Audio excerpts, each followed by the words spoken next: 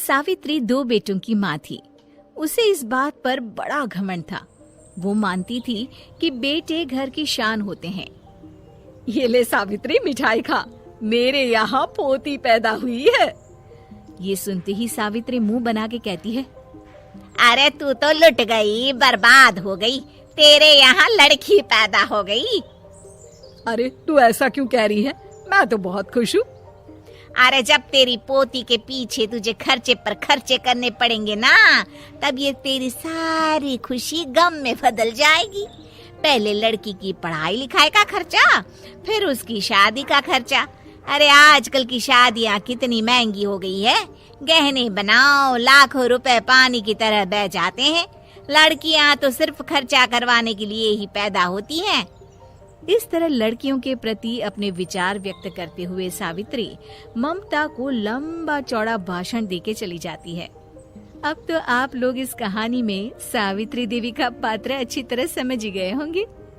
कुछ समय बाद सावित्री की बड़ी बहू भी एक लड़की को जन्म देती है। फिर क्या था, सावित्री पूरा आसमान सर पर उठा लेती है।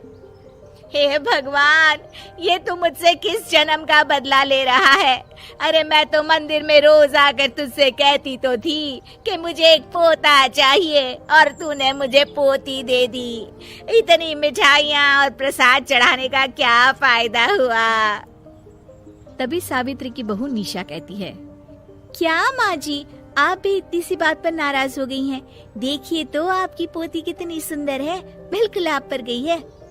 अरे चुप कर, तुझे 9 महीने इतने महंगे महंगे काजू बादाम फल फ्रूट खिलाने का फायदा क्या हुआ? मेरे तो सारे पैसे बर्बाद हो गए। ये सुन सावित्री का बड़ा बेटा अजय कहता है, माँ, तुम सिर्फ नाम के लिए 2020 में रहती हो। असल में तुम्हारा दिमाग सैकड़ों साल पुरानी सोच रखता है। आज के जमाने में लड़का और लड़की में कौन फर्क करता है? मैं तो बहुत खुश हूँ कि भगवान ने मुझे लक्ष्मी के रूप में बेटी दी है। लेकिन सावित्री पर अजय की बातों का कोई असर नहीं होता। नालायक, अपनी पत्नी की जबान बोल रहा है।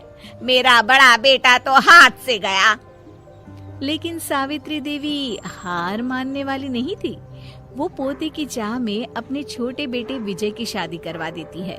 कुछ समय बाद आखिरकार वो दिन आ ही जाता है जब सावित्री की छोटी बहू गर्भवती हो जाती है। सावित्री इतनी खुश हो जाती है कि वो बच्चे के जन्म से पहले ही सारे मोहल्ले में ढिंढोरा पीटने लगती है। ये क्या सावित्री, तू तो पोते के जन्म से पहले ही मिठाई बांट रही है। पहले पोता पैदा तो होने दे, और फिर क्या पता अगर पोते की जगह पोती पैदा हो गई तो। ये सुन सावित्री चिढ़ जाती है। अरे अपनी काली जबान मत चला, मेरी मिठाई खा के मेरा ही बुरा सोच रही है। बड़ी आई, ला मेरी मिठाई वापस कर। देख लेना, इस बार मेरे यहाँ पोता पैदा होगा, पोता। लेकिन ठीक इसका उल्टा होता है। सावित्री की छोटी बहू भी एक लड़की को जन्म देती है। सावित्री फिर से रोना धोना शुरू कर देती है और अपनी छोटी बहू को कोसते हुए भला बुरा कहने लगती है। देखते ही देखते ये सावित्री की रोज की आदत हो जाती है। एक दिन उसकी इस आदत से परेशान होकर विजय अपने भाई अजय से कहता है, भैया, माँ खुद एक औरत होकर हमारी बेटियों को पसंद नहीं करती, उल्टा उन्हें रोज कोसती रहती है। मुझे माँ की यह आदत बिल्कुल पसंद नहीं आती। अरे तू ठीक कहता है, मैं भी अब माँ से तंग आ गया हूँ। अच्छा, तो अब तुम दोनों इस तरह पीठ पीछे मेरी बुराई भी करने लग गए हो? नहीं माँ, हम चाहते हैं कि घर में शांति बनी रहे। हमें हमारी बेटियाँ बहुत प्यारी है। मैं नहीं चाहता कि वह तुम्हारे ताने सुन सुन कर बड़ी हो, और इसीलिए हम दोनों ये घर छोड़कर चले जाएंगे। हाँ माँ, मैं भैया की बात से सहमत हूँ। जब तुम इस घर में अकेली रहोगी तब तुम्हें अपनों की कीमत का एहसास होगा। अपने दोनों बेटों के मुंह से अपनी माँ के लिए इतने कठोर शब्द सुन सावित्री भावुक और रुआंसी होकर कहती है, क्या सच में तुम दोनों मुझे इस घर में अकेली छोड़कर चले जाओगे? हाँ माँ। हाँ माँ, अब पानी सर के ऊपर जा चुका है। मैं तुम दोनों के बिना नहीं रह सकती। अपनी सास के आंसू देख अजय और विजय की पत्नी अपने पतियों से लड़ पड़ती है। अरे जिसे जाना है वो जाए, मैं माँ जी को छोड़कर कहीं नहीं जाने वाली। भाभी, आप ये क्या कह रही हैं? वही जो तुम सुन रहे हो, दीदी बिल्कुल सही कह रही है।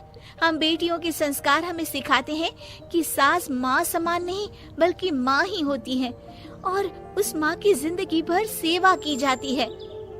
बेटे अपना फर्ज भूल सकते हैं लेकिन बेटियां नहीं। आप दोनों शौक से जा सकते हैं। माँ जी, हम दोनों के रहते आपको किसी बात की फिक्र करने की जरूरत नहीं। फिर क्या था, सावित्री के ऊपर छाए बेटों के घमंड के बादल उसकी बेटी स्वरूप बहुओं के तेज के आगे आंसू के रूप में परिवर्तित होकर सावित्री की आंखों से बहने लगते हैं और वो उन दोनों को गले लगा लेती है। मैं जिंदगी भर बेटियों को कोसती रही, लेकिन आज तुम दोनों को देख मुझे समझ आ गया कि बड़े अभागे होते हैं वो लोग जिनके घर बेटियां नहीं होती।